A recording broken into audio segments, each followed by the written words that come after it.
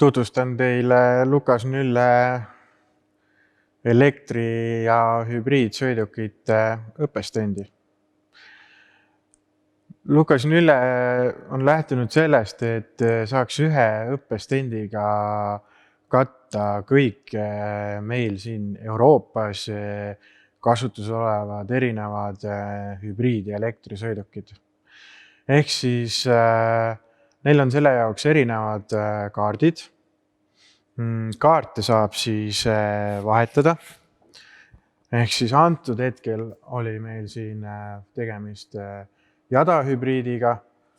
Kui me paneme siia järgmise kaardi peale, siis muutuvad pinnaudid, mida me saame kasutada ja nende õigel sildamisel siis vastavalt arvutis olevale programmile saamegi me teist tüüpi sõiduki. Nüüd on meil siin paralleelhübriid. Lisaks on veel laadija ja komplekti kuuluvad ka kõik tööriistad, mida läheb elektri- või siis hübriidsõiduki testimiseks vaja. Näiteks kaitseprillid, vastavad kummikindad, vastav multimeeter ja ka ohutustööriistad nagu siis kõrgepinge kaitsme lukustuskapp ja päästmis siis pulk. Programm on ingliskeelne ja programm algab siis baasteadmistega, ehk siis mida tohib teha, mida ei tohi teha. Süsteem on ehitatud üles kompaktsetele akudele. Süsteem on 48-voldine. Ehk siis õpilasele on ohutu sellega tööd teha. Temaga ei juhtu mitte midagi, kui ta eksib.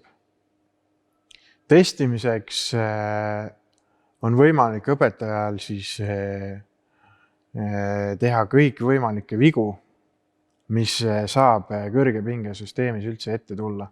Ja on võimalik samuti simuleerida kõiki erinevaid sõiduviise. Ehk siis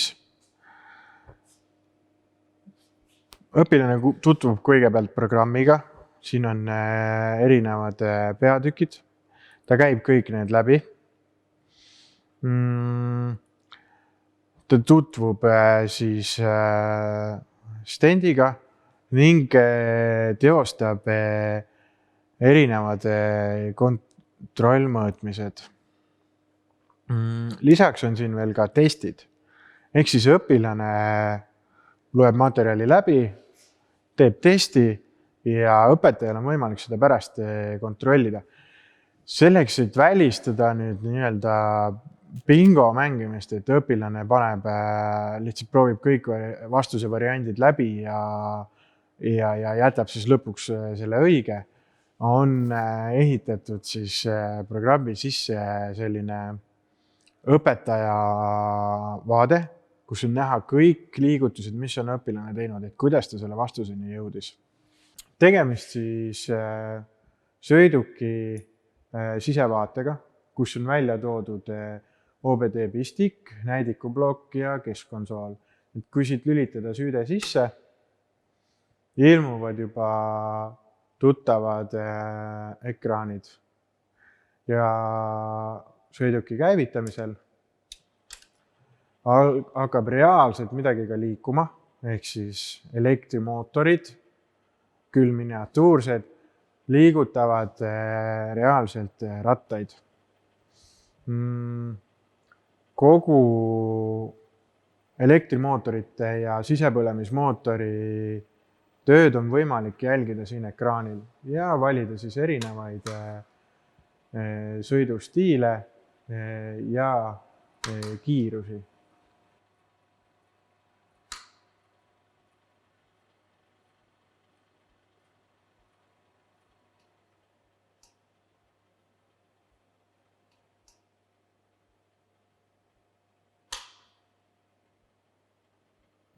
Kõrgepingesõidukid on hetkel veel lapsekingades. teadmised nende kohta on puudulikud ja õpilastel on hirm nende suhtes suur, et mida ma siis täpselt teha võin ja mida ma teha ei või.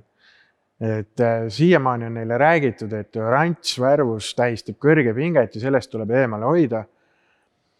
Aga tegelikult, kui läheneda nendele oranži värvusega komponendidele õigesti, siis ei juhtu mitte midagi.